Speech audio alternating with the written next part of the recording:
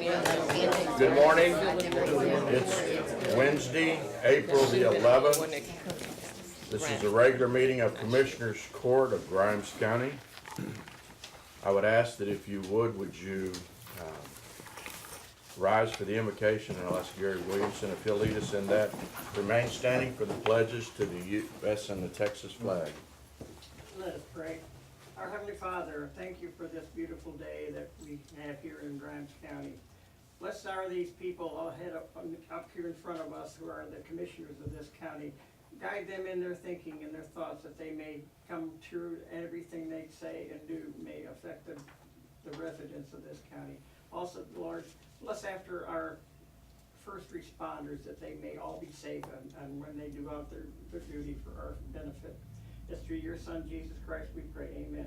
Amen. Pledge allegiance to the flag of the United States of America and to the republic for which it stands, one nation, under God, indivisible, with liberty and justice for all. Honor the Texas flag. I pledge allegiance to thee, Texas, one state, under God, one and indivisible. Thank you very much. Would you be seated, please?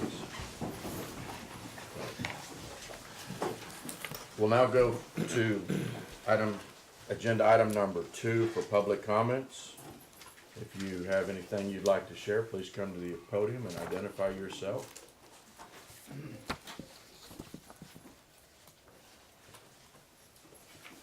Then I will take advantage of going first. And I just want to let you know that the FFA has a spaghetti lunch that is occurring tomorrow. Friday. But you need a 4-H. And you need to, if you want to join that, it's going to be 11 a.m. to 1 p.m. And for those that are in the courthouse and the annex complex, it's still not too late to get your name on a list, and they will deliver that lunch. And it's $6 per plate. They also have an evening meal that's going to be 4 p.m. through 7 p.m.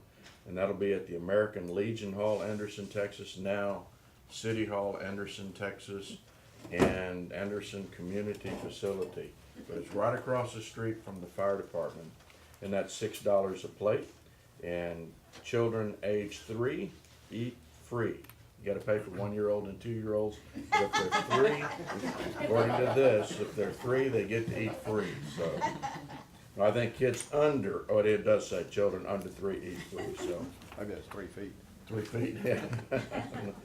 Okay. But anyway, if you wanted to have lunch delivered to you on Friday, that's still doable. I have the sign-in sheet here.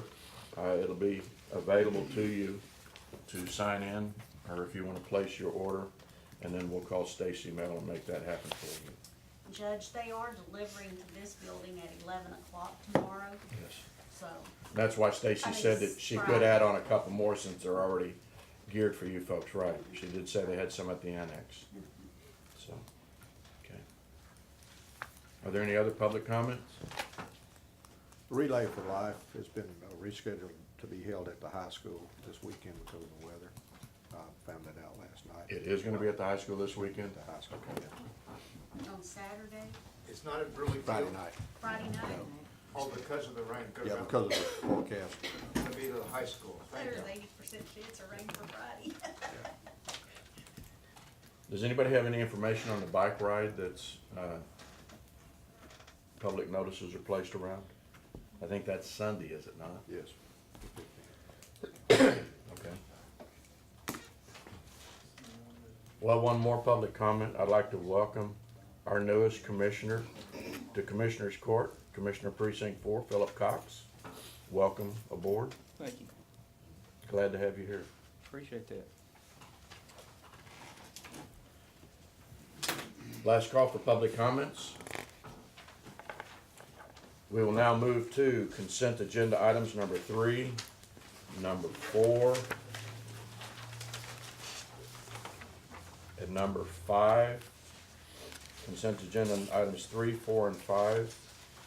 Approving treasurer's list of claims, budget amendment, and line item transfers. And then finally, approve minutes from Commissioners Court meetings.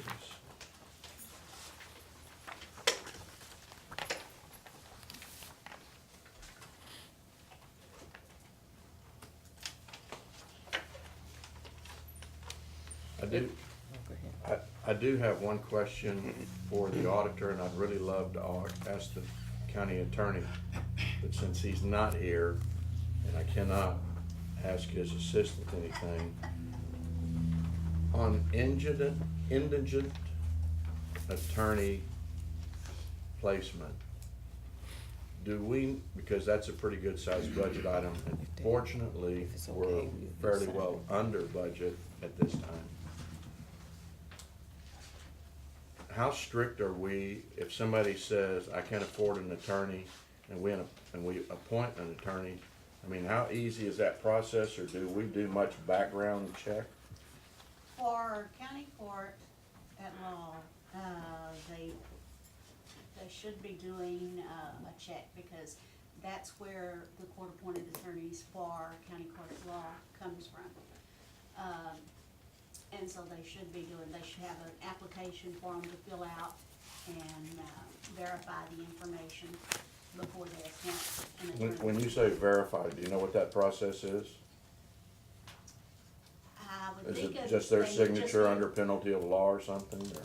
Maybe so, but I don't know if they check their employment, verify whether they're, if they list employment, verify that they're actually employed or not.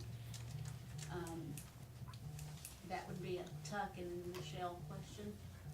Okay. Because we budget 7.5 miles of chip seal every year for that. And then, of course, in the district judges, they have their own line items for court-appointed attorneys, and theirs is different. Okay. All right, well, I was just curious about that, because that's one of the things that we'll be talking about in the budget process. And I didn't know how rigid we are on checking, or how free we are on giving, or what are kind of the guidelines. I know that, when Judge Lamont was here, that they were checking all the time. Okay. And so I'm not sure, since we have the county court at law, exactly what they're doing. Well, and as I get more involved in the judicial portion, I want to know what I should and shouldn't do in that arena, so, okay. Thank you, ma'am. Mhm. That's all I have. Okay. If there aren't any other questions, I make the motion that we approve the consent agenda items 3, 4, and 5. I second the motion. There is a motion before us to approve consent agenda items 3, 4, and 5. Motion is made by Commissioner Walker, the second commissioner is seconded by Commissioner Dobianski. All in favor, say aye. Aye. All opposed?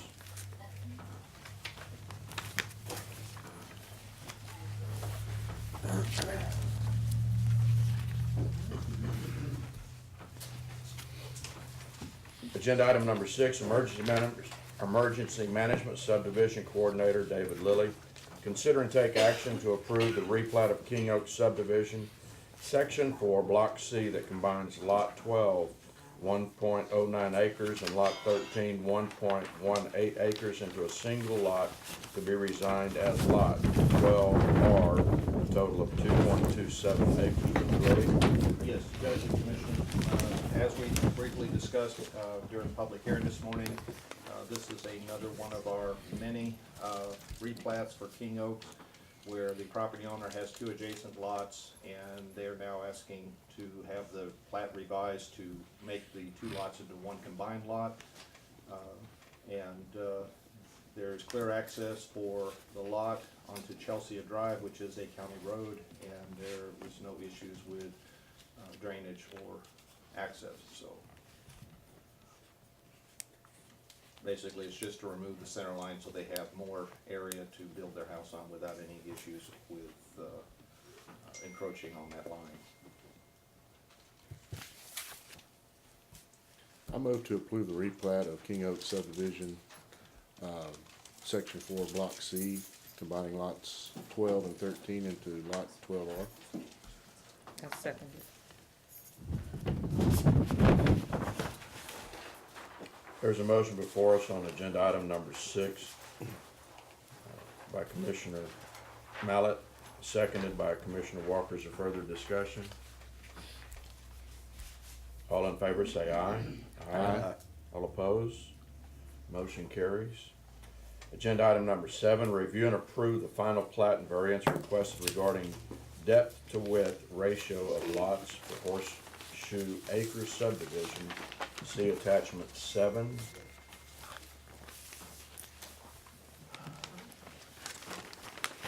Okay, Judge, I would ask if you could please allow us to move this item to near the end of the meeting. The original plat is actually en route, and if we don't have the plat in hand before the item is examined or presented to you, then we're gonna have to table that item. So I would like to try and defer that if we can. She's on her way, I don't know, I'm trying to see that. Okay, so we have copies of that, but you're talking about the original. Yes, sir. Yes, sir. All right, we will table that for the time being. Okay, thank you. Thank you. Agenda item number 8, so we've tabled 7. Agenda item number 8, telehealth counseling clinic, Dr. Carly McCord. Consider and take action to approve proclamation designating the month of May as Mental Health Awareness Month in Grimes County and authorize the county judge as signatory. See attachment number 8.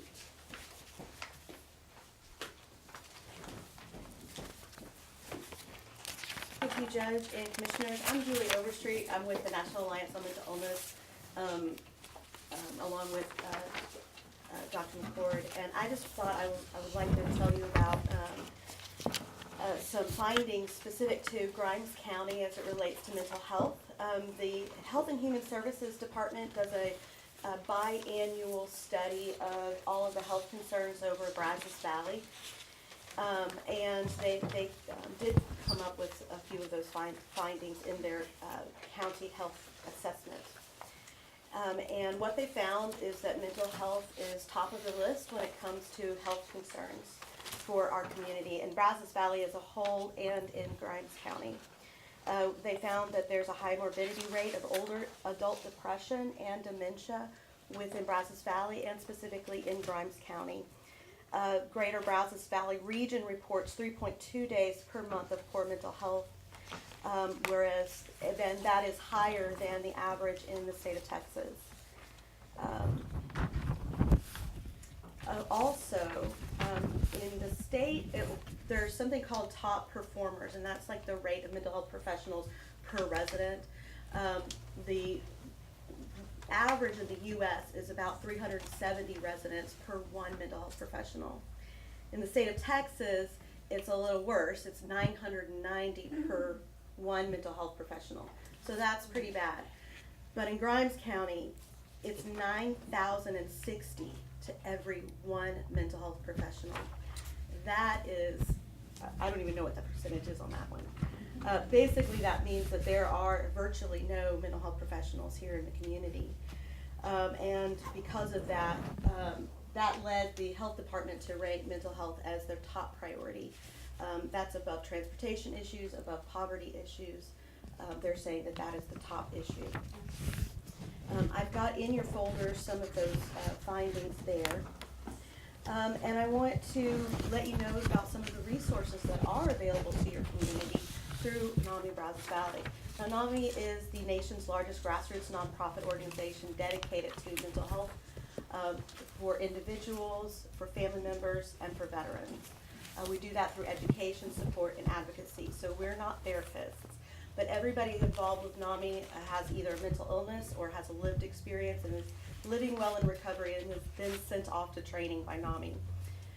So some of the things that are available to Grimes County are support groups. We have support groups that meet in Bryan at 6:30 every Tuesday. These are free. We don't do insurance. There's no intake. I would my background is with CASA, Court Appointed Special Advocates. If you're talking about family court and there's somebody with a mental health diagnosis, I urge you to add that as part of their deal with CPS, that they have to mandatory attend support groups or therapy.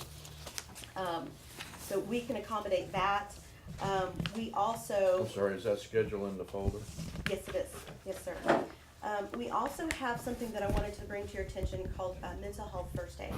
Now, Mental Health First Aid is an 8-hour adult education program that's designed for professionals, so that professionals can learn signs and symptoms of mental illness, that they could potentially mitigate a mental health crisis, and how to handle one should one occur.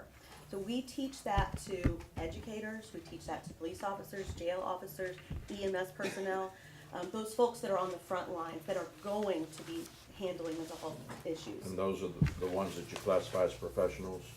Correct. We'll teach it for anybody. Personally, I think everybody should take it, but those are the folks that mostly take it.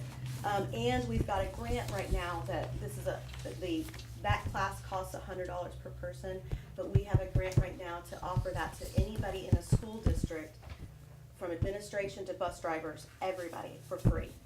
So I would encourage you to allow your ISDs to get involved and get that program as part of their summer curriculum, so that we can get all of these educators trained. It's not a matter of whether they're going to come across mental illnesses. 1 out of 5 children have a mental illness diagnosis right now, and 75% of mental illnesses occur before the age of 24. So this is going to be some of their students in their class. And so the thing with mental illness is the earlier we can prevent it, the better. I mean, just like with physical illness, I mean, we wouldn't go 10 years without treating a physical illness. With mental illness, that's the average. So if we can get our young people treatment earlier, it's not going to affect their entire lives.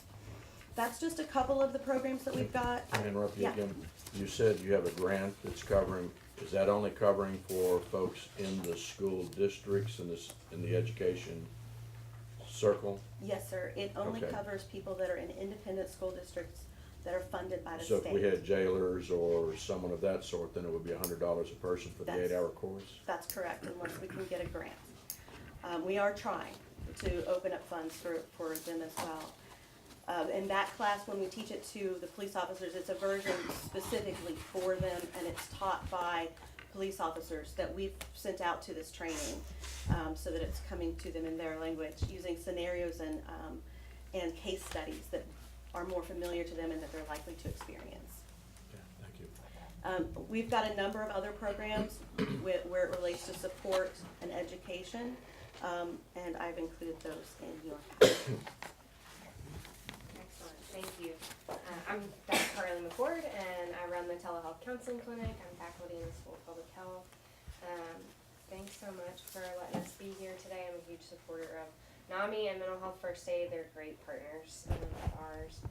You guys are great partners of ours and have been great supporters of the services that we're doing here. So thank you for the support of the proclamation, and just wanted to take the opportunity to give you some updates on the services and where we're headed funding wise. So, Dr. McCord, yes, sir. could you please tell them where you're located here in Navasota? Sure, absolutely. So we provide free counseling services out of the Health Resource Center and the St. Joseph's Hospital in Minnesota. Now, may I ask you a question? Yes.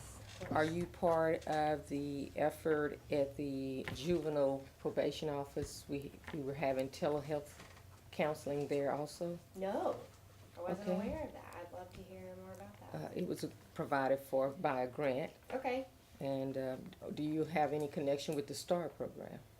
Only as a partner and referral source, Okay. because we tend to serve 13 and up, and so STAR really helps fill that gap with our younger Okay. group. All right. Well, thank you so much for what you do for Adams County. Absolutely. I've got a question. Yes, sir. Do you focus on adults as well, or is your primary focus on juveniles? We primarily serve 13 and up. Yeah, so mostly adults actually, because our clinic's open and the resource center's open 8 to 5. It's hard to get that 4 o'clock spot stays pretty booked with an adolescent or two that we're trying to squeeze them in at the end of the school day. But the STAR counseling that's offered in the school is really such a key gap filler. This was a program we started here in Navasota about how many years ago now in Grimes County? And we started in 2014 Mm-hmm. through the Medicaid 1115 waiver. Mm-hmm. And so we started in Leon County in 2009, through our HRSA grant, and then through the waiver, we've now expanded to 5 of the 7 Brazos Valley counties, yours being one of them. And most of your referrals come through doctor's offices? Doctor's offices, and MHMR is one of our best partners. So we serve everything from, my life isn't as happy as I'd like it to be, and I'd like to meet with someone to set some goals and make some progress on that, to those with serious mental illness that we're really working as a treatment team with MHMR, and they're handling the medications, and we're doing the counseling piece that MHMR doesn't get funded to do for the majority of their population. For the audience, would you define MHMR? MHMR is the Mental Health Mental Retardation Authority of Texas. So those are the funded agencies to help those with serious mental illness have access to a psychiatrist, case manager, and just help provide them support in there. And we as a county do fund that organization annually, Yes. or have in the past. Yes, and they're excellent partners too. So I have tried to get them to open up a day hab here in the county for the last 3 or 4 years. They say they don't have the money to do it. We have a lot of individuals who are not being served in the county because they don't have transportation to get to Bryan or Right. Brenham or Madison County where there are day habs. We originally had one here years ago, but it was moved to Brenham because of office space. yeah. But we need to try to get that back. Have there you talked to the Resource Center has a volunteer transportation program that helps get Grimes County residents to health services that they Yeah, need. and some of I them don't using, know if some that of them are would be using good that. fit or not, but But Well, we have a number of individuals who are not being served because they, they can't. they Yeah. they Right. can't use that service or whatever, for whatever reason. Right. There's also, I don't know, we partner with Brazos Valley Center for Independent Living, EVSIL, and they also provide transportation services if there is any rating of disability whatsoever. So the person has to have some type of disability rating, but they will, they have transportation services that go out to all the counties. I And know that's mental not health. the real solution you want, No. but But mental health would be a form of disability, correct? Absolutely. It's the number one form of disability, Okay. sir. Anything else you would like to share with us? I would. You got me all off script. Sorry. No worries, no worries. I just want to share that we've, and you've hit on this a little bit about just cost avoidance. It happens when you're able to get access to counseling services. That the average inpatient psychiatric hospitalization is about $4,500. The average ambulance transport is about $450. The average ER visit is about $3,000. And so, if we just times that by 10, if we have 10 individuals that instead of a psychiatric inpatient hospitalization, we can safety plan and have some check-ins and contacts. It's $45,000 we've saved quick, fast, and in a hurry. Same with the anxiety and the panic disorder. If we can get them to stop using emergency services to treat their mental illness, then we have better outcomes. So, and that's just something that we've seen time and time again in your county and in all the counties that we've served. We've in total served about 800 folks in the Brazos Valley. In Grimes County, we've served 60 individuals for about 600 sessions. So that's a fair amount of sessions, and would love to continue to improve services and get more referrals for the services. Do the individuals that come and seek your services, do they improve? Absolutely. So within 5 sessions, on average, about 75% of the clients drop almost 5 points on the PHQ-9. It's this commonly used depression measure. So they're going from moderately severe to moderate depression within 5 sessions. They're going from homelessness to housing. They're returning to the workforce. They're mending relationships. They're getting reintegrated in the communities. I mean, the lives and the stories that we've gotten to be a part of is really a blessing. But so our funding has been through the Medicaid waiver. And I saw there was something else on the agenda for the waiver, and that funding has shifted. The initial round was for project level funding, so I'm a project. And so that allowed us to pay for the doctoral students and pay for the infrastructure and all that. It's now shifted to provider level, so I now have no control over those dollars. whether we get more dollars. I'm no longer being funded to serve the Brazos Valley, and that's my commitment is, I want to build a service that, will be here for as long as it can be, right? Sustainable, and I've done a lot of work on that. Starting a continuing education program that's pulling in dollars, trying to get the university to pay my salary, things like that. But at some point, and I don't know who my champions are here, we're gonna have to talk about if the service is, if having counseling access for free for your residents is valuable, then how can we generate some financial support from the county so that it doesn't go away? So I'm not asking for any money today, but yeah, I think we're gonna have to have that conversation soon, so that together, and that's why this has worked all along, is that together we have made this work, and so we can continue to figure that out. Well, thank you for updating us. I want to say we do have a Grimes County Coalition that's working with the Health Foundation Okay. and the Public School of Health. Okay, We'd be more interested in hearing about the plight now that we're facing. okay, thank you. Thank you. We do have a proclamation before us. I'd like to read that proclamation. It says, Proclamation for Mental Health Awareness Month 2018. Whereas mental health is part of overall health, and whereas mental health helps to sustain an individual's thought processes, relationships, productivity, and ability to adapt to change or facing adversity, and whereas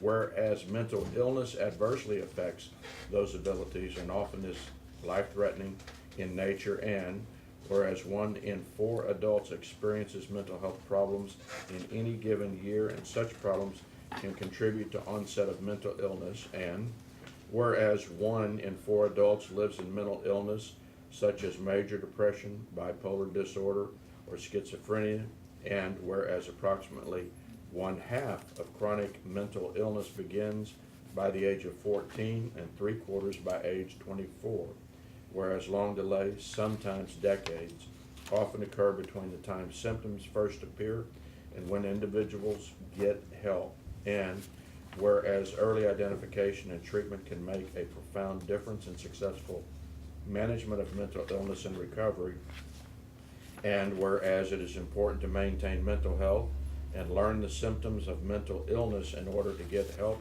when it is needed, and whereas every citizen and community can make a difference in helping end the silence and stigma that for too long has surrounded mental illness and discouraged people from getting help, whereas public education and civic activities can encourage mental health and help improve the lives of individuals and families affected by mental illness. Now, therefore be it resolved, I, Joe Fouth, County Judge of Grimes County, do hereby proclaim the month of May 2018 as Mental Health Awareness Month in Grimes County, Texas, to increase public understanding of the importance of mental health and promote identification and treatment of mental illness. County of Grimes on this 11th day of April 2018.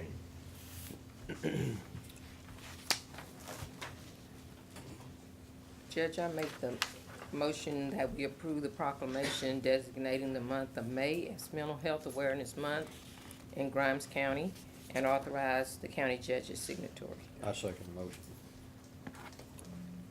Do either one of you want us to reread the proclamation before we take it to a vote? No, thank you. You're welcome. Is there any further discussion? All in favor say aye. Aye. All opposed? Motion carries. Proclamation is signed. Thank you, ladies, very much. I'll leave some bookmarks up here if you guys know somebody or yourself are interested in counseling services. Please grab one. Thank you.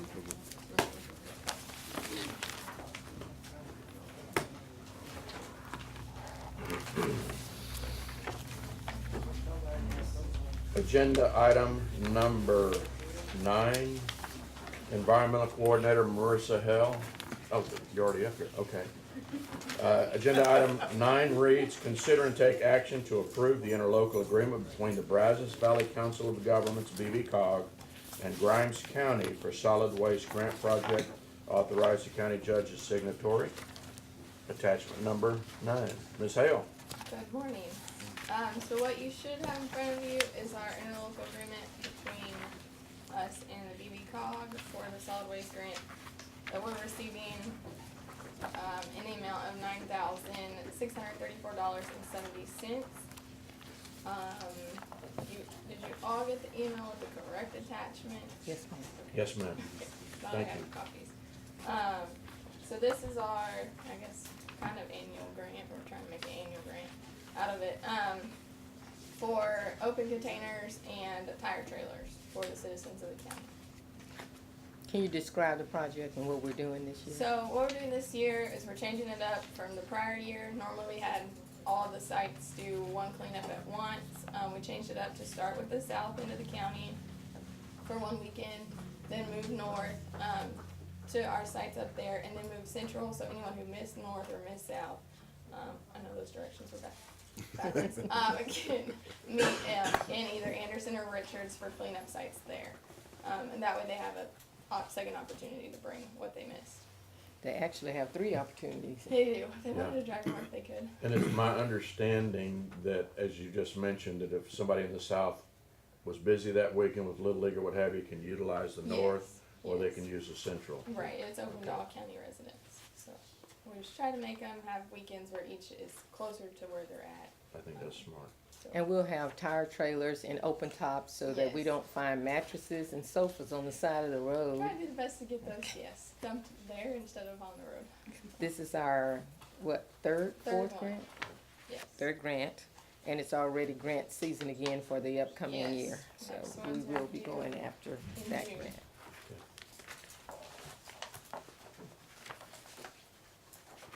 Did anybody have any questions I pertaining do, to the? I've got a couple of questions. I think it's a great thing. I know in here that they encourage volunteers, so, when that comes around, I'd certainly volunteer, but I do have a question. I know the grant requires some reporting requirements. Yes. Have you designated somebody in your office to take care of that? So that's who our project representative, it did just move from me, to Claudia, but we have, at the sites where the open containers are, we do have employees working that day, the days that they're open.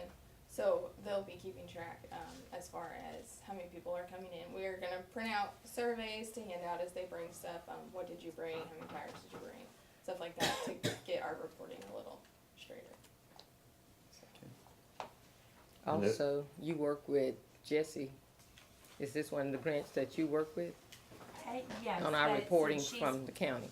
Yes, but since she's been here, she's been maintaining and we've been discussing and keeping each other on track.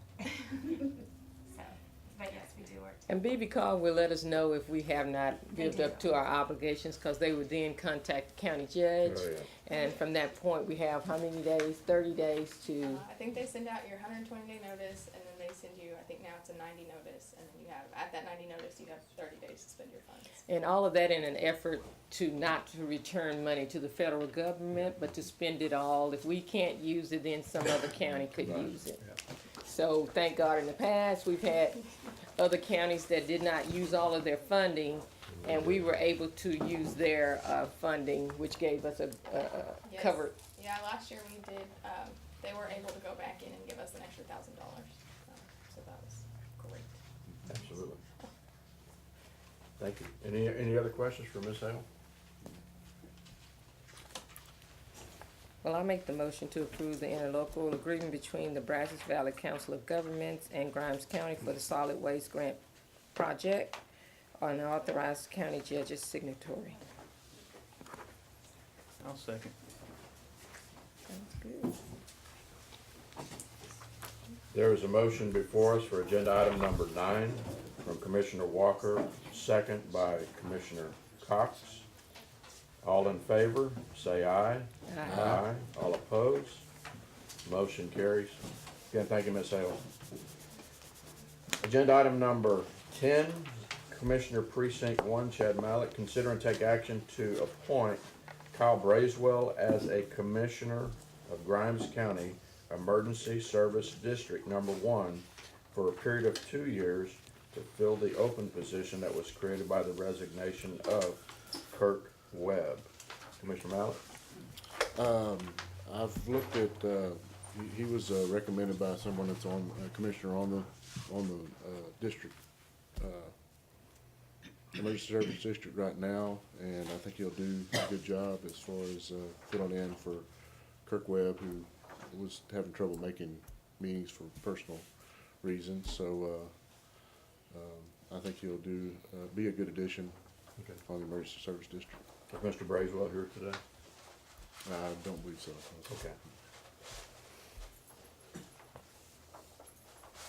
So do you wanna make a motion on that? Yeah, I'll move to appoint Kyle Bracewell as Commissioner of the Grimes County Emergency Service District Number 1 for a period of 2 years.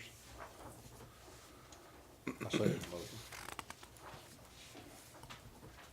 We have a motion from Commissioner Mallett on agenda item number 10, seconded by Commissioner Dobianski. All in favor, say aye. Aye. All opposed? Motion carries. Agenda item number 11, Grimes County Attorney. For Commissioner Cox's benefit, the last meeting, we discussed extending an interlocal agreement with the city of Beat Ice for nuisance investigations handled by Ms. Hale. The county has existing interlocals to provide road maintenance, law enforcement services, and 911 addressing services. The current term of those is 5 years. The one with Beat Ice was coming up for expiration, I believe, in May. So that is what is presented today, is sort of a renewal of that existing interlocal for 911 addressing, road maintenance, law enforcement, and then the addition of the nuisance investigations.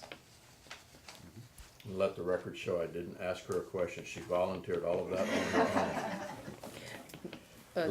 Let me go ahead and read agenda item number 11 real quick. Consider and take action to approve an interlocal agreement between the city of Bedice and Grimes County for maintenance of roads, law enforcement services, 911 addressing services, and nuisance investigation. Commissioner Walker. I was gonna add, Corey, now and Mayor, the nuisance was originally a 1-year term agreement, and we decided with this in the last meeting that we would move it to 5-year, just like all of the other interlocals we have, so that they all will expire at the same time and they all renew at the same time, so you don't The have. term is completely up to you, but that's what we've used in the past for the other interlocals is 5-year terms, but for the court to re-examine it as well as the city to see its ongoing need.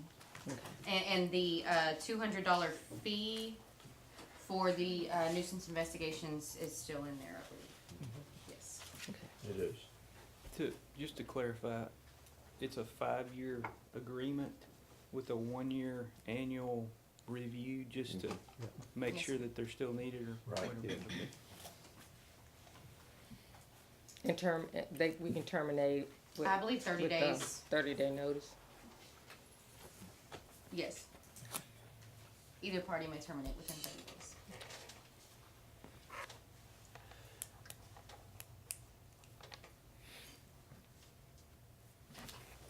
I move to approve the interlocal agreement between the city of Bedice and Grimes County for maintenance of roads, law enforcement services, 911 addressing services, and nuisance investigations. Is it a period, I guess, of 5 years? Is there a second? I second it. There is a motion before us to approve consent agenda item number 11 from Commissioner Mallett, a second from Commissioner Walker. All in favor, say aye. Aye. All opposed? Motion passes. Mayor, you're in good hands. Road and Bridge Engineer, Mr. Harry Walker. Your road and bridge report, please, sir. Good morning, everyone. Apologize, I've got a sore throat today, so. Please keep it to yourself. Crews have been busy. We had quite a bit of repair work to do after the recent heavy rains about 2 weeks ago. We ended up with 27 roads that had water across the roads. They weren't all impassable, but the majority of them were deep enough that you would have second thoughts about driving through it. So we did have some repairs to make after that. The Gibbons Creek Reservoir opened their gates, so there was flooding along that section. Panther Creek was out of its banks in a significant area too. Those were the worst actors. Gibbons Creek fortunately affects the state roads more than ours. 244 and Highway 30 were both closed during that event.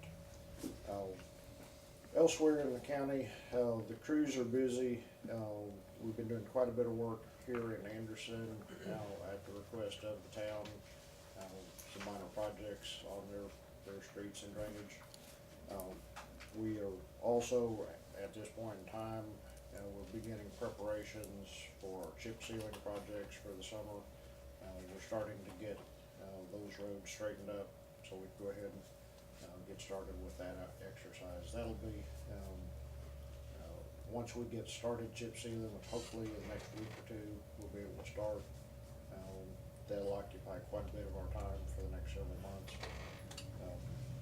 We're also continuing to work with the post office over in Plantersville on the relocation of the mailboxes on County Road 202, and that's moving forward.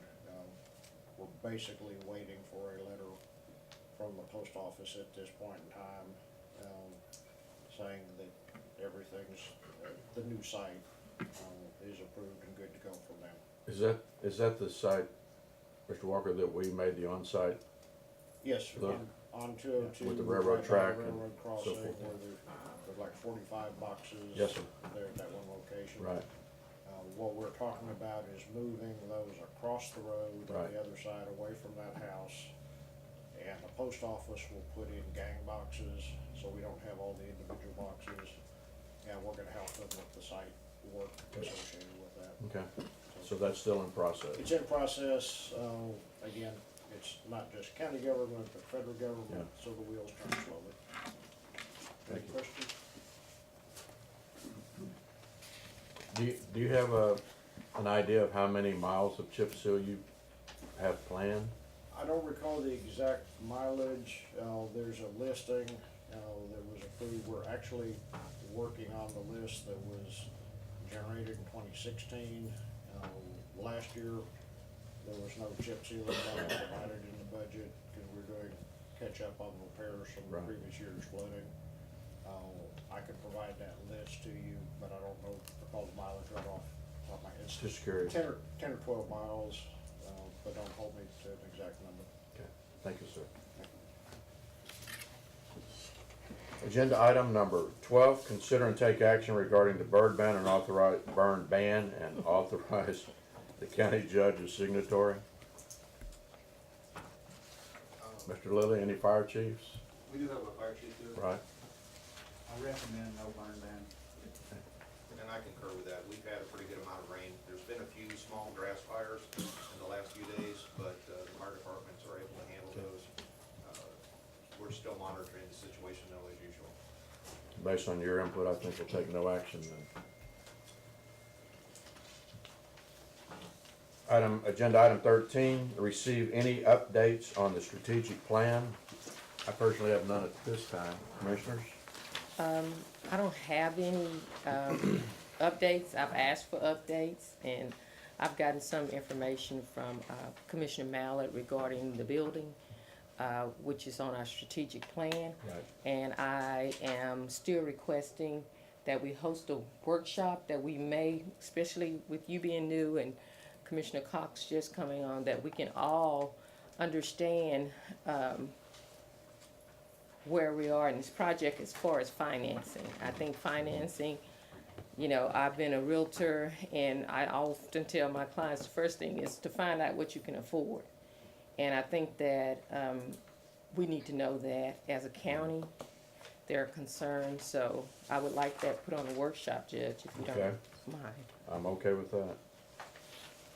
And speaking of the strategic plan, it would be a good time to fill up Commissioner Cox's plate too, would it not? Sure, Judge. I warned you. And, Did you hear me? And with that being said, I'd also like to see the original committee that helped us make that decision gathered back together to address all of our concerns. Building committee. Commissioner Mountain, do you have an idea when it would be an appropriate time to get with the architects for a workshop? We can do it pretty much any time, I think. They're starting to move along right now for the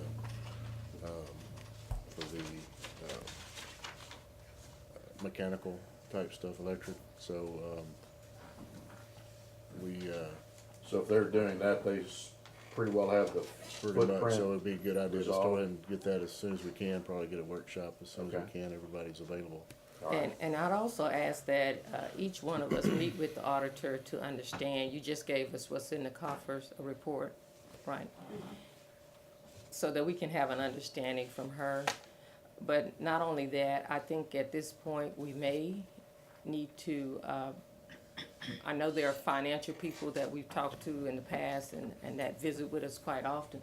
That may be a time to bring them in so we can understand all the nuts and bolts of this, you know, because it does no good to have architects draw up a plan of something you can't afford. Right. So I think this And we can hear a it big from the concern. architect, cause there's, you know, That's- they understand our budget, and they say they're gonna keep it under, but it'd be a good time, you know, to actually have a workshop to discuss. Yes, sir, we have to hold them to the fire. Absolutely. Very good. Thank you, Commissioner. Oh, the Thank you, feet. Commissioner. Fine. Are there any other items or issues in regards to the strategic plan? We're moving forward with developing the policy for the animal shelter. We have a meeting next Tuesday. I think the judge will be in that meeting with us to bring him up to speed on it, and then we'll come back with a presentation to the court shortly thereafter. Good, okay. All right, thank you. Moving to agenda item number 14, receive and discuss information presented by the Beckham Group on opioid prescription abuse. We have a representative from that firm, Patrick McShane. Is it McShane? McShane. McShane. I'm sorry, Patrick. Judge Val, Commissioners, thanks for having me today. I work for a law firm in Dallas called the Beckham Group. My boss, Blake Beckham, has a ranch that straddles the Freestone-Limestone County line, and he became involved very early on in the fight against the high-speed rail, and donated his firm's legal resources to that fight, and then he hired me, and I've been working on that project for about 2.5 years now. I spend about 90% of my time on that project, and by virtue of that, I've worked extensively with Judge Lamond and with various landowners and residents that we represent here in Grimes County in that fight. What I'm here to speak to you about today is a different matter. Our law firm has partnered with another law firm in Dallas that specializes in mass tort litigation. The name of their firm is Simon Greenstone, and this is related to the opioid crisis. It's getting a little bit more notoriety in the news now. President Trump has spoken of it a few times, but to be honest, until I started working on this, I did not realize the magnitude of the problem in the United States. Just to give you an overview on some of the numbers, it's the leading cause of death among Americans under 50. 31% of Americans use tobacco products. 38% use prescription painkillers. Of all heroin users in the United States, 80%, 4 out of 5 heroin users began by using prescription opioids and then moved on to heroin either because they ran out of money or for other reasons. In Texas, from 2008 to 2014, there was nearly 10,000 deaths per year due to prescription opioids. And when I say opioids, I'm talking about hydrocodone, oxycodone, fentanyl, and those type drugs used to be just prescribed for mostly palliative care or cancer, or you break your foot skiing and under the care of a doctor, they give it to you right then so they can perform the necessary surgery, and then over time, due to some of the misrepresentations and misleading marketing and pressures by these companies, they convince doctors to prescribe these pills for also to day laborers and people with just your normal back pain. And some of these pills are so addictive that after 3 or 4 days of taking them continuously, you're hooked.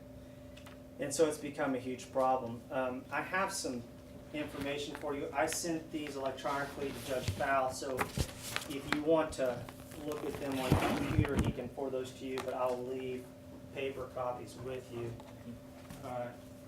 There's a PowerPoint in there and a couple other things, and these are actually specific to Grimes County.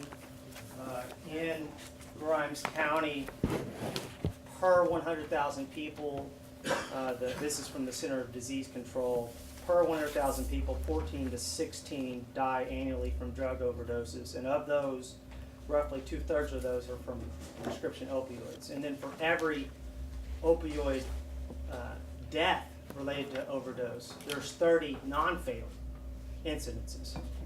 And the issue where this comes, or where this ties into litigation is the cost that it is incurring on the United States and Grimes County and other counties. And that's, if you break it down, it's 45% healthcare, 45% loss of workplace productivity, people stop showing up to work, stop doing their jobs right, and then 10% criminal justice.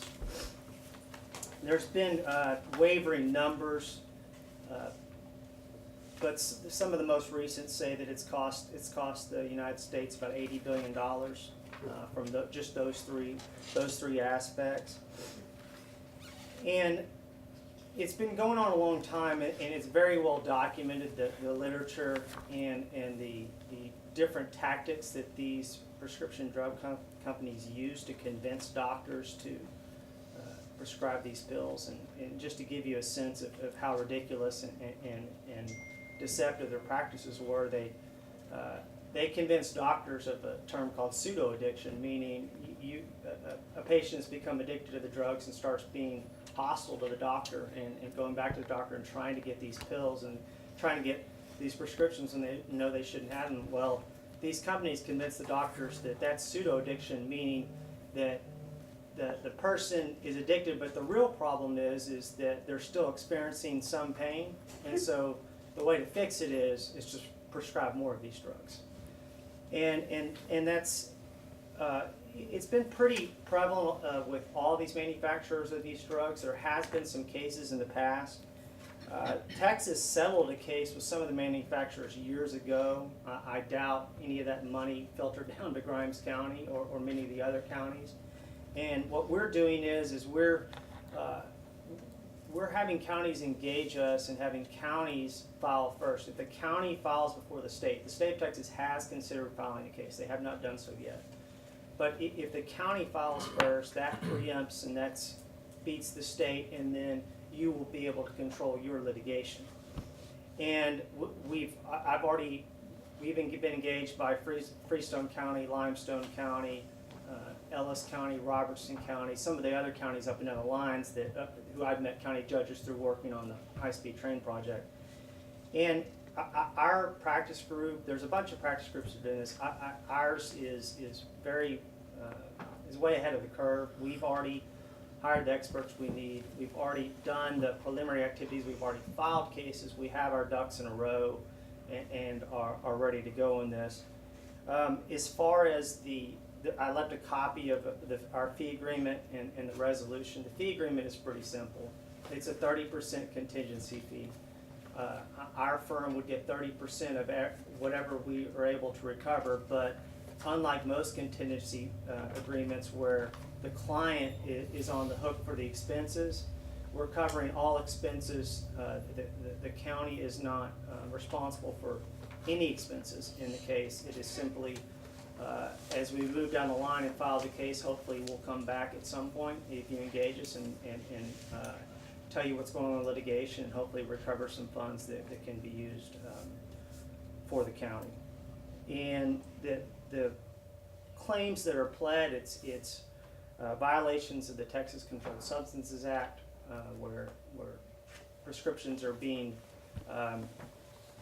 prescribed for pills for no valid medical purpose, and also for public nuisance, which is conduct that resulted in conditions that are unreasonably interfering with the county's ability to conduct its business. So, as I said, I sent those materials to Judge Fowl, and he knows how to get in touch with me if you guys have any follow-up questions. I worked with John Fultz on the train, and if he has any questions, I'd be happy to answer those for him. But I appreciate the time today. I do have one question. I'm not asking this to be funny in the slightest way. Where you see a drop in from age 55 and 65 in deaths, is this because they've already deceased, maybe at earlier ages as users? Yes, Or is it because they throw in heart attacks and diabetes and all that other stuff for? I think a combination. I think a combination of both. Okay. I'd also like to say that last month's issue of County Progress addressed the opioid use and what kind of impact it's having on the counties, and how multiple counties are now taking legal action to recoup the cost that it's to the local government to. So if you want a little bit more in-depth information, it's in your March issue along with the 1115 waiver, also information in there.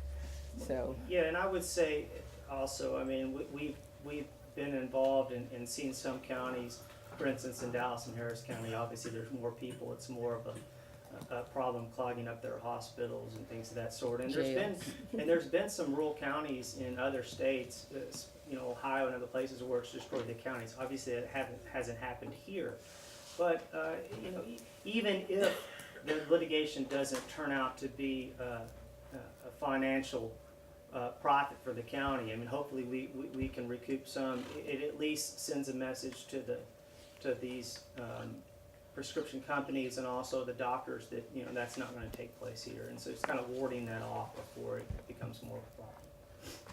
Yeah, I can speak to a little bit to this issue based on my experience in my former life, but it kind of starts like he described fairly innocently, that somebody goes to the doctor for whatever ails them, and the doctor prescribes things, and over a period of time, the prescriptions become more, and the people need them more, and one thing leads to another. I've seen families literally destroyed and people destroyed because of drugs, and opioids is one of those, and it's certainly a problem.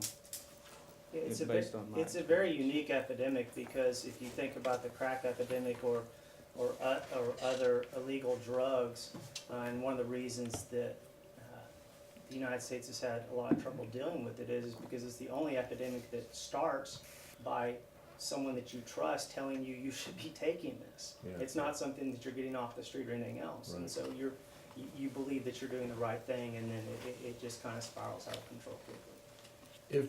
If, Mr. McShane, if Sure. we decided to engage your firm or any firm other than tomorrow or next week, how quickly would you folks like us to make a decision, or need us to make a decision if it's to our advantage to beat the state to the courts?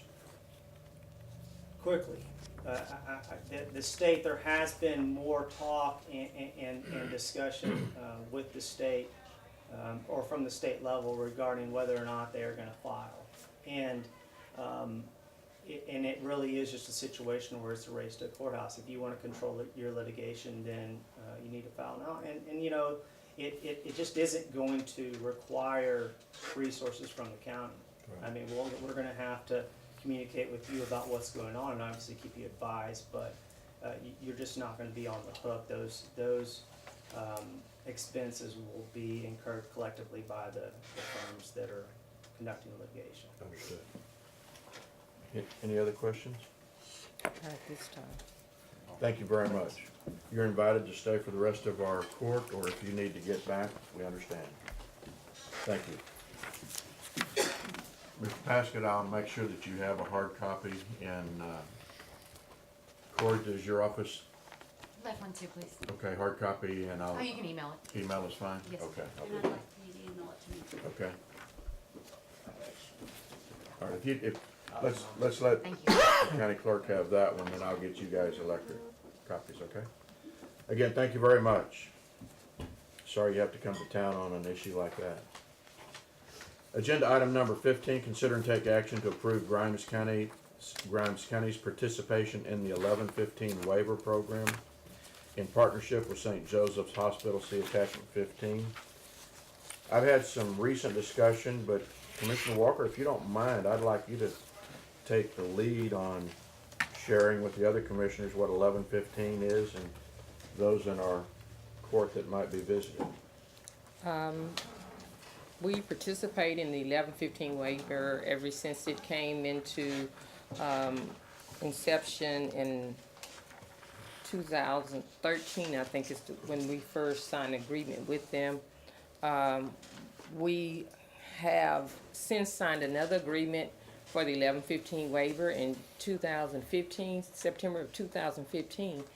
And we, in speaking with the county attorney's office, we realized the agreement that we have that takes care of the 1115 waiver is an ongoing renewing contract automatically every year. I believe so, yes.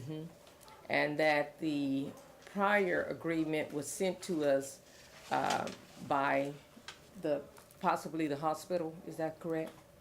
So until they sent us another agreement, that agreement is okay at this particular time.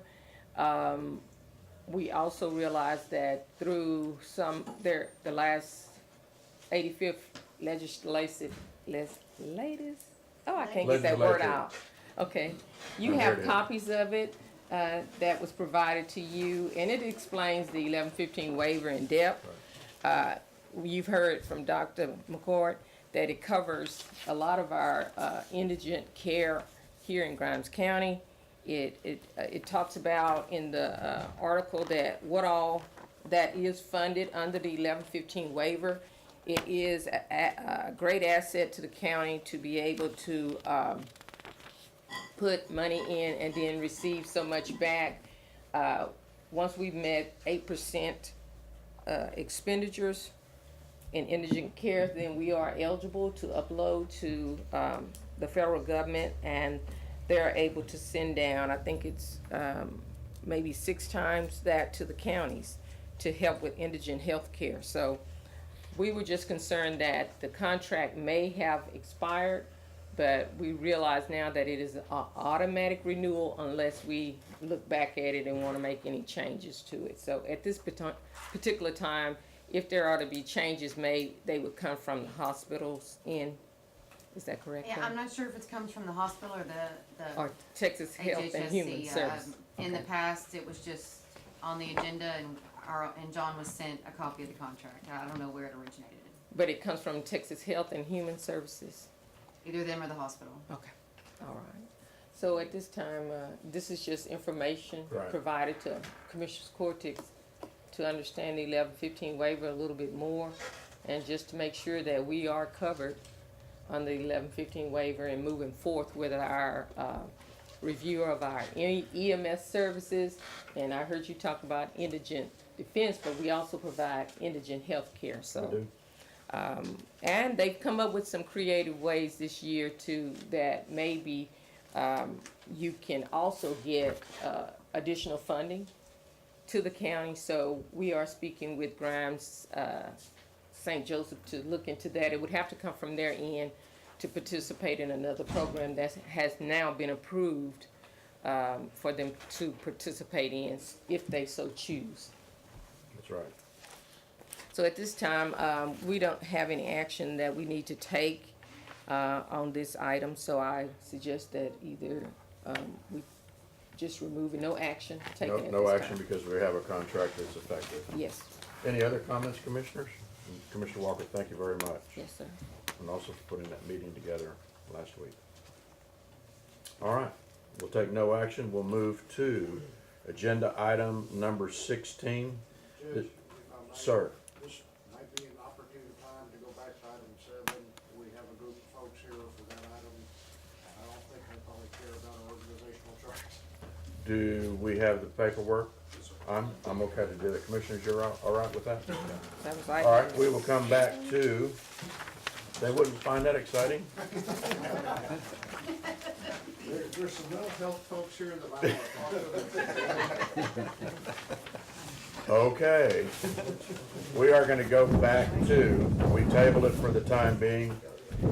Under emergency management, agenda item number 7, review and approve the final plat and variance requested regarding depth to width ratios of lots for Horseshoe Acres subdivision, attachment number 7. Mr. Lilly, I'll turn it back to you. Yes, sir.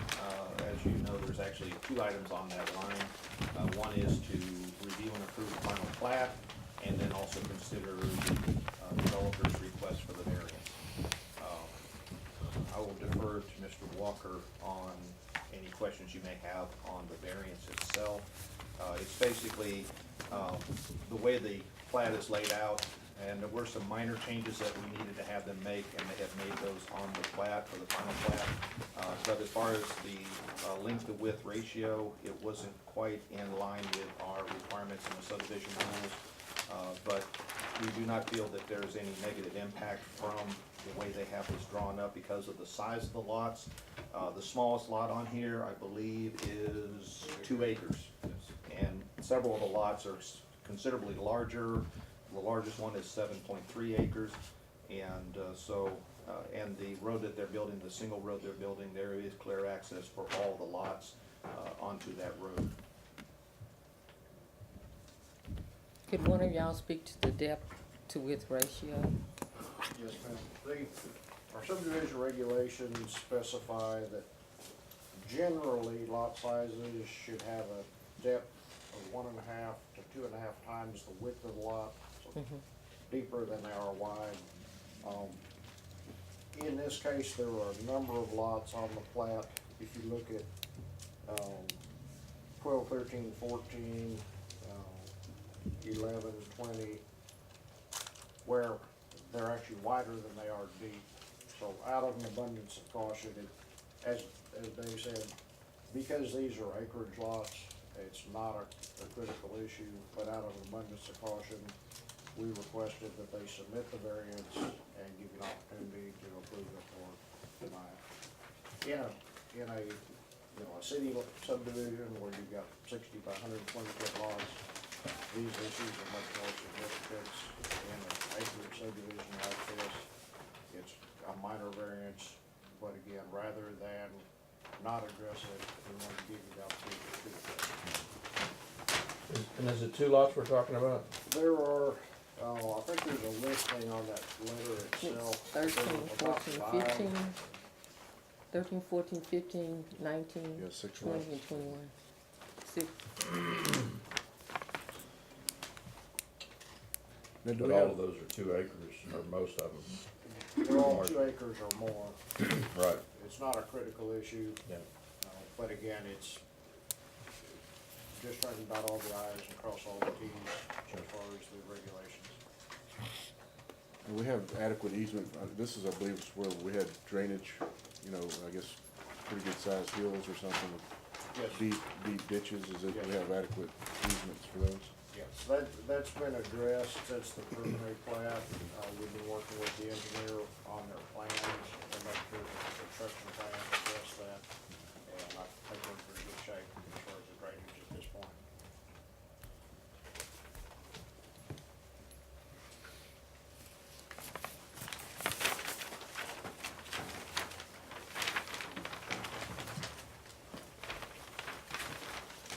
Is this in your precinct?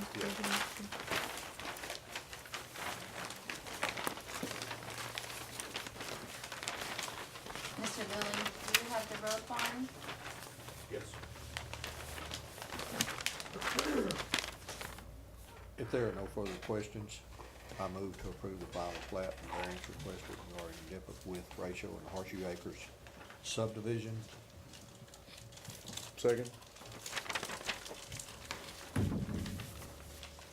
There's a motion before us to approve agenda item number 7 from Commissioner Dobianski. There's a second from Commissioner Mallett. Is there any further discussion? All in favor, say aye. Aye. Opposed? Motion carries. Done.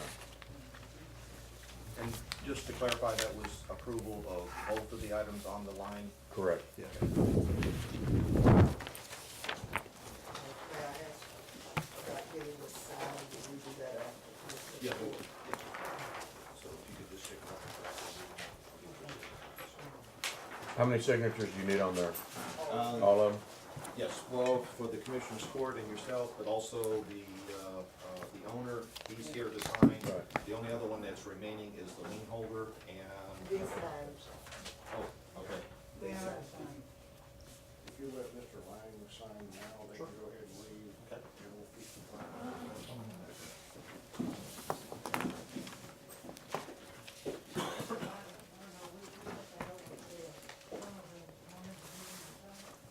Sorry, y'all will miss all the excitement of the rest of our meeting.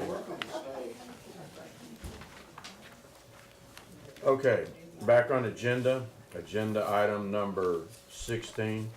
Discuss and determine who is responsible for each county department head with regards to informational notifications, performance reviews, corrective actions, payroll sign-off, notice of absence, etc. I requested this to be on the agenda because I've found myself meddling maybe where I shouldn't belong, but lack of information. So with a new commissioner and a relatively new county judge, I thought it would be a good idea for us to have some open discussion as to which commissioner or commissioners or county judge would be responsible for which department heads as far as getting notifications as to who's going to be absent or who's taking vacation. Also, on the area of performance reviews, if you're going to be over a particular department head, my opinion would be that you'd be responsible for getting the performance reviews for that department head and making sure that department head gets the performance reviews for all of their employees, because we're involved in that as we speak. We've asked for a turn-in by May the 1st, is that right, Lucy? Correct. Yeah.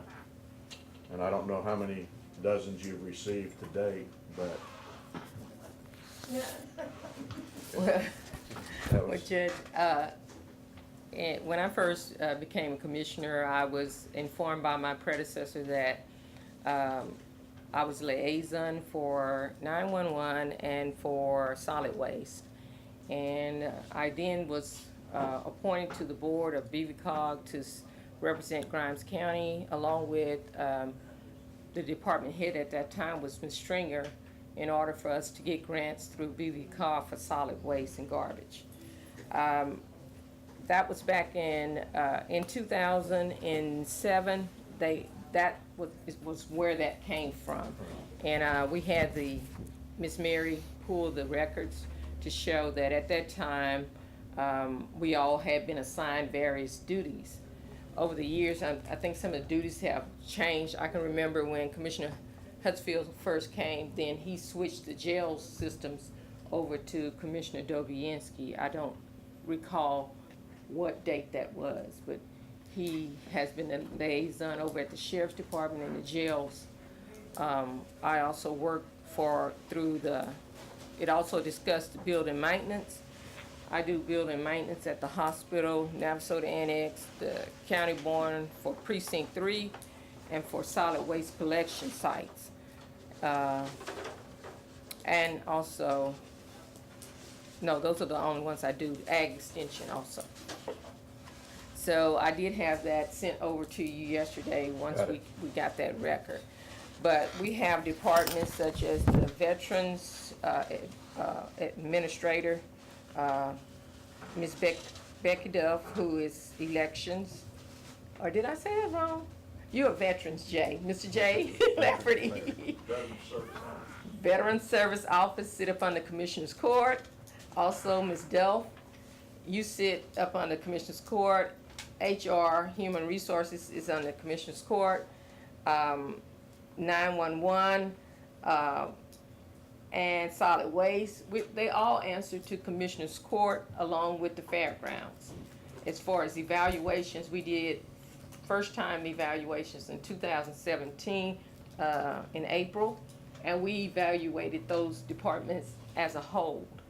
It We, came- we the court, Yes, we all evaluate them as a whole. We set dates for them. I think we saw all of them in one date, if I make no mistake. So I did realize in going down the list that we have a couple of departments where we have staff. We have staff over at Navasota Ag Extension Office, and we also have staff that the county pays for over at the Grimes Health Resource Center. In fact, we moved a part-time person over there last year, the office clerk, to a full-time person. But we also have drivers. I think we have one full-time driver that we pay out of county. So the GHRC transportation assistant, it's part-time grant and it's full-time position, but partly paid by grant and partly paid by the county. The driver, GHRC does have a driver. They have multiple drivers, and that's fully paid by us as well. But then they also had for senior meals, Okay, yeah. which is paid by a grant, so it's. And I said that to say that they have people that they answer to who do their evaluations. Yes. So we definitely need to include them. I think I sent you an email with their email addresses, or I CC'd them, because they'll need to evaluate their you did send that to me? staff. I sent it last night. Oh. Maybe I haven't looked this morning. No, I just had this conversation yesterday in looking at this, that we were missing people who are in our grades, as we have clerks, and you know, they want to be considered if there are going to be any raises this year, and all of this was part of what we decided. The evaluation would help set you up for if there were going to be raises, you could be considered for the raises. So of course we don't want to leave anybody out, so if there are other people that perhaps we've missed, then we need assistance in making sure that we include them. So I did send an email to you and them, talk to them on the phone to give them a heads up that evaluations were coming out and should be turned in by May, so I did include them to you. So that, I said a mouthful, but I'm back to the assignments we had as a liaison.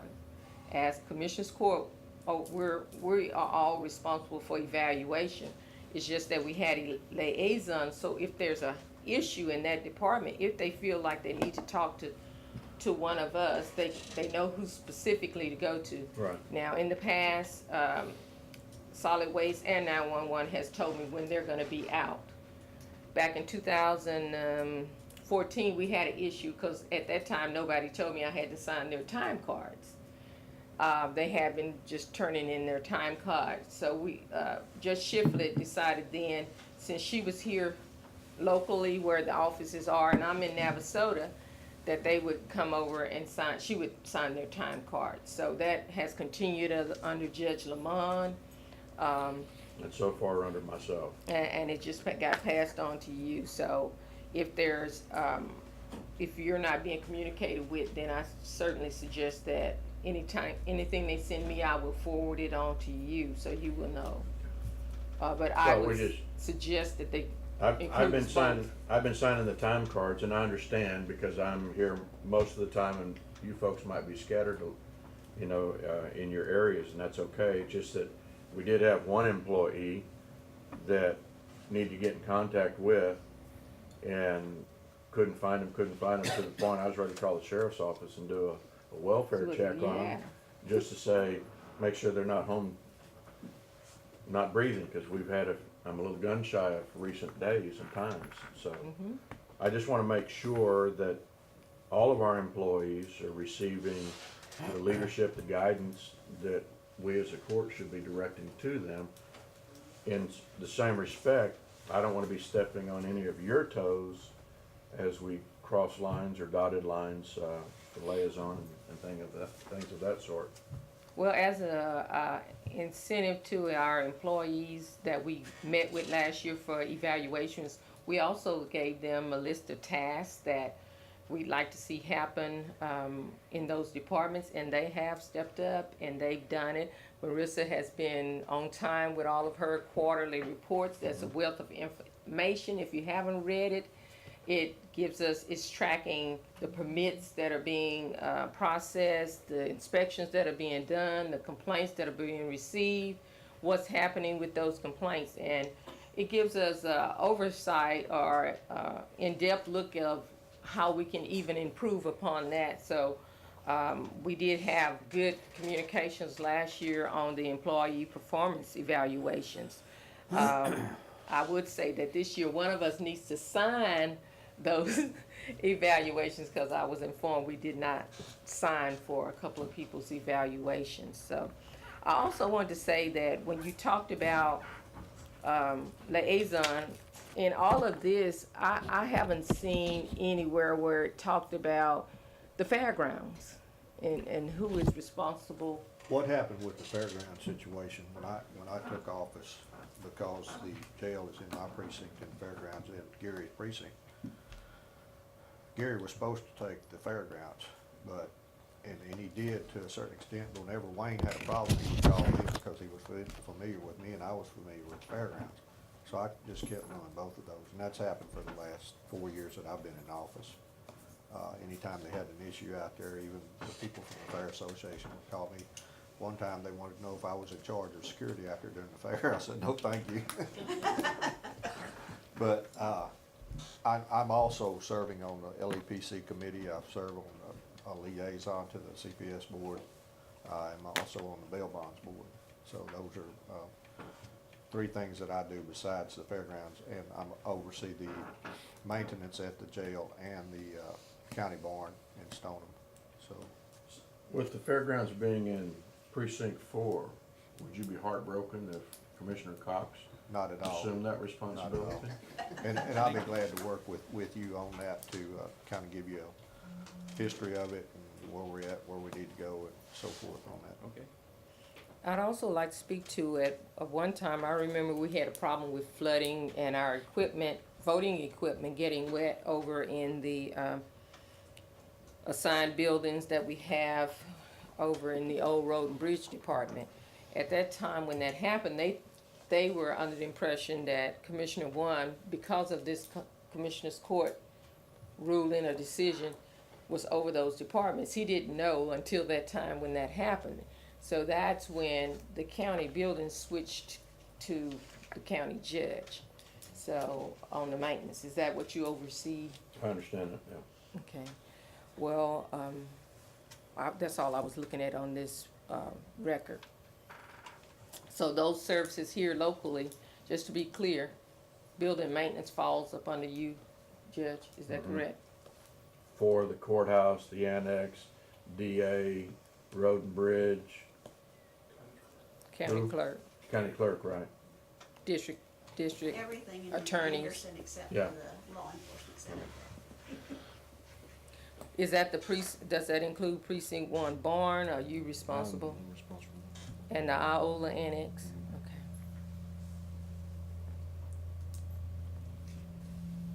Okay. Precinct 2 county barn. That's Dave, Commissioner Gobianski.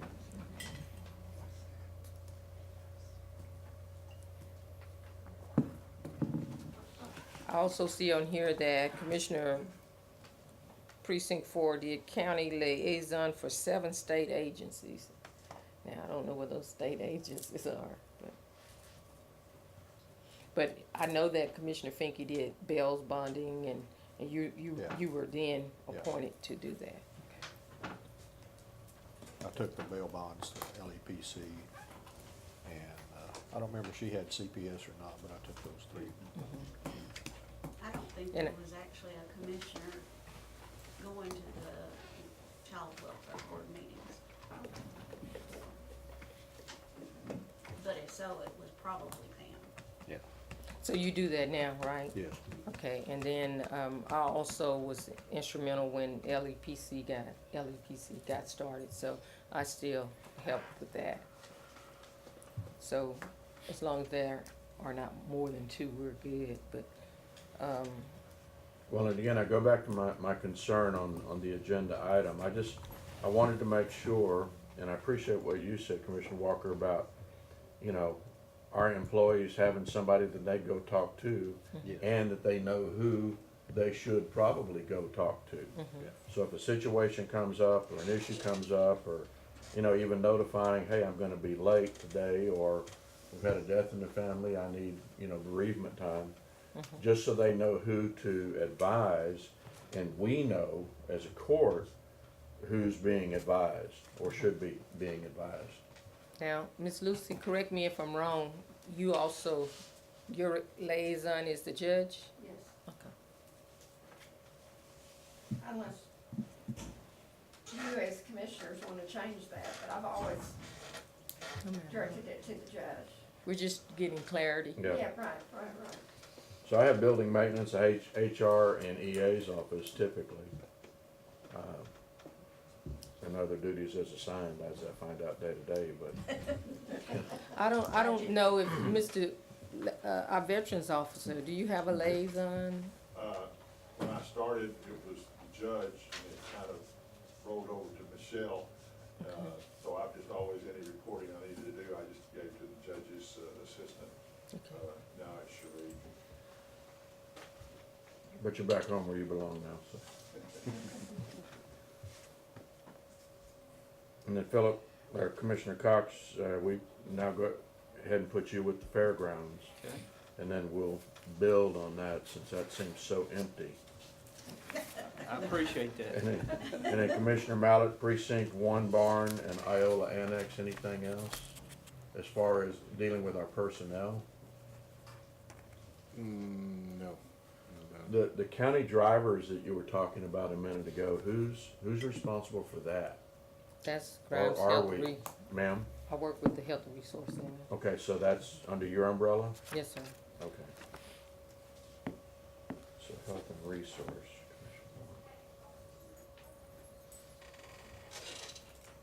You're getting a pretty full plate. It's been full. Well, when Commissioner Finke passed away, I think you took on more of her stuff too, didn't you? It was because my predecessor, when the 1115 waiver came in, it was very confusing. So because of the relationship that Commissioner Finke had with the hospital, and her and Vicky and all they had discussions, so he just basically pushed that over to her. And she was our representative there, but once she passed away, it fell back to me. Commissioner Dobianski, your sheriff's office, your jail, your precinct 2 barn. Yes. Any other direct lines or dotted lines? No.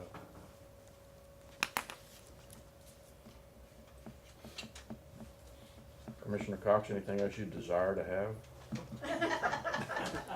I'm here to serve at the will of the court. Okay. I'll tell you one area I think he would be great in, and we're just talking. A lot of times we don't understand the district courts and the district clerk's role and the county clerk's role and all of the workings of juvenile probation and adult probation, where you came from out of adult probation. I don't think those probation, well, you just came from there. Do you ever need us? Yes, occasionally, but usually most of our dealings are through the county judge. I mean, there are a few budgetary items that the Commissioners Court allows for the adult probation department, but generally, if those people need anything, they just contact the judge's office. Okay. Well, that way we'll cover them on the list. One thing that I would suggest to you, Commissioner Cox, is I've served, and I'm not trying to get off of the LEPC committee, but I've been on it for 4 years now. It will be to your advantage to attend those meetings if you would like. Yes. They're in Navasota, and third Tuesday of each month. It's a learning process to go through that. Yeah, the next meeting is next Tuesday. Yeah, I got the agenda, so I was planning on being there again. So, We just need to communicate though, because you can't have 3. Well, we do have an agenda. Oh, it's There's posted, okay. an agenda is posted. Great. or will be posted as soon as I get my It's assigned already- I think duties she done. just gave it Yeah. to us It's this already morning. posted. Right, okay, but it's not on the bulletin boards because the bulletin boards are full, but I'm going to take care of that. Okay. Well, I also like Let to the mention record this, show. I forgot to mention this, that in our evaluation of the election administrator, we realized that she reports to the election board also, is that Right. correct? So, Which is the county judge, the County clerk. Republican chair, the Democratic chair, the county clerk, Tax collector. tax assessor collector, that's correct. okay. So, And if I could say, as far as evaluations are concerned, I mean, I'm not real sure, well, I don't know enough about what's been going on out there to do a fair and adequate evaluation, so I might need some help with that. Sure. absolutely. And if we do more of it in a commissioner It's in court Commissioner's Court. format, then that's going to take care of it. Okay, And last year we did it like in a workshop. Yes. Okay, good. but that's coming up real quick and we need to get that taken care of. Okay. Any other comments on distribution of responsibilities, personnel? If not, then I'm gonna go to item number 17, which is in conjunction with 16, but it's discuss and determine the value of countywide organizational charts. If determined of value, assign HR to develop and post this document. And my thought there was, it would help us to have a better visual of who's taking care of what responsibilities, and also for our employees, they go, well, who do I talk to, who do I need to talk to? This, by it, having a visual format, they'd know what direction to go to, who to talk to in the event of. So 16 and 17 kind of go together, but my thought was, and I know this isn't a company, and we don't need to run the company as a the county as a corporation, however, there are some practical business ideas that might be useful as we run the county's business, so. Ms. Pope, do you have any comments or thoughts on that area? Just send me what you have and I will set it up. Does it sound like something Right. you would think as our HR director that we need in the county to assist our Yes, we do need employees? that. We definitely do need that. Okay. Do we have current software available that allows us to build that? Yes. Okay. Judge, So- I think it'd be great for the public too, Yeah. for us to see if it's on the website. There is an organizational chart on the website that has broken down where every department falls, pretty much. I mean, it's elected officials, departments, Okay. and my department. All right. If you don't mind, I'll get that from you. All right, the agenda item says discuss and determine the value of blah, blah, blah. If determined value, assign HR. So I don't think we need a motion on that.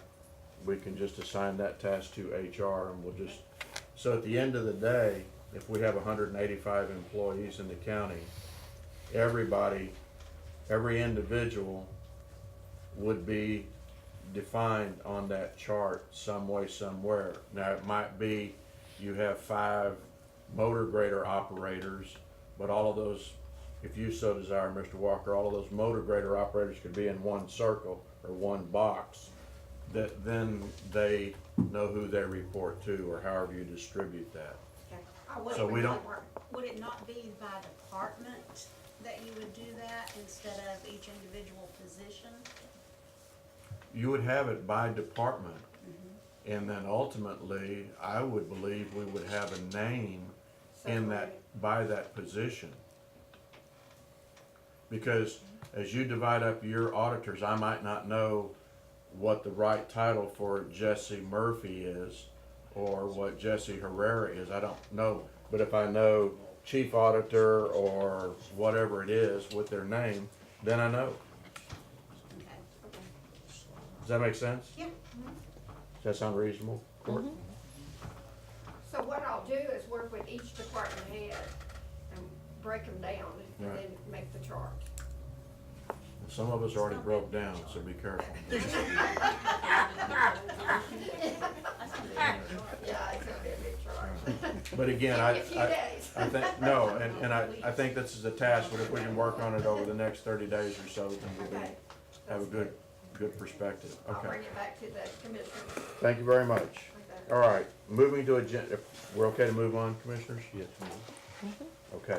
Agenda item number 15, consider and take action to acquire real property for county purposes. It expected that the court will convene a closed meeting pursuant to Texas Government Code Section 551.072, deliberation regarding real property. We are going to go into closed session, so we would ask everybody to leave. I would ask that the auditor please stay. Did you want the county attorney assistant? Ms. Mooney, do you want to She got the paperwork for it. Do you want to stay here with the paperwork and then be able to take notes for the county attorney? At your discretion, Judge. I would like to use that discretion.